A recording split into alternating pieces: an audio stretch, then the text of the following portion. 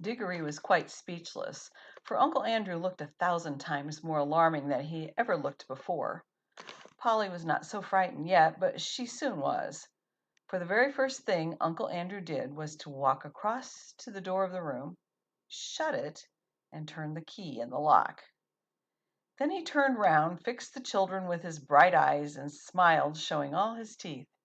"There," he said, "now my fool of a sister can't get at you." It was dreadfully unlike anything a grown-up would be expected to do.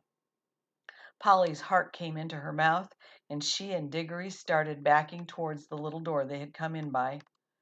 Uncle Andrew was too quick for them. He got behind them and shut that door too, and stood in front of it.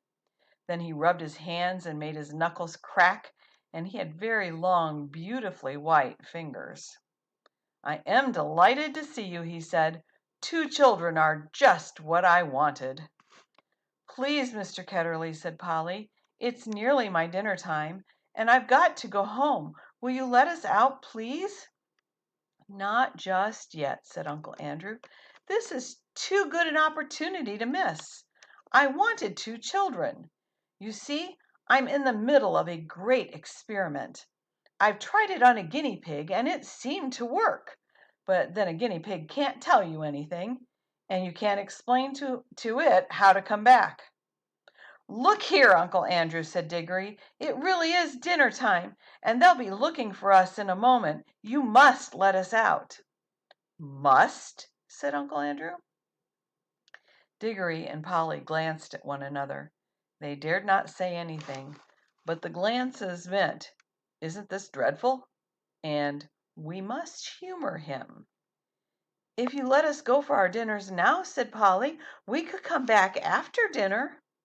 "Ah, but how do I know that you would?" said Uncle Andrew with a cunning smile. Then he seemed to change his mind. "Well, well," he said, "if you really must go, I suppose you must. I can't expect two youngsters like you to find it much fun talking to an old buffer like me." He sighed and went on. "You've no idea how lonely I sometimes am. But no matter. Go to your dinner. I must give you a present before you go. It's not every day that I see a little girl in my dingy old study, especially, if I may say so, such an attractive young lady as yourself." Polly began to think he might not really be mad after all. "Wouldn't you like a ring, my dear?" said Uncle Andrew to Polly. "Do you mean one of those yellow or green ones?" said Polly. "How lovely!" "Not a green one," said Uncle Andrew. "I'm afraid I can't give the green ones away. But I'd be delighted to give you any of the yellow ones with my love. Come and try one on." Polly had now quite got over her fright, and felt sure that the old gentleman was not mad, and there was certainly something strangely attractive about those bright rings. She moved over to the tray. "Why, I declare," she said, "that humming noise gets louder here. It's almost as if the rings were making it." "What a funny fancy, my dear," said Uncle Andrew with a laugh. It sounded a very natural laugh, but Diggory had seen an eager, almost a greedy look on his face. "Polly, don't be a fool," he shouted. "Don't touch them." It was too late.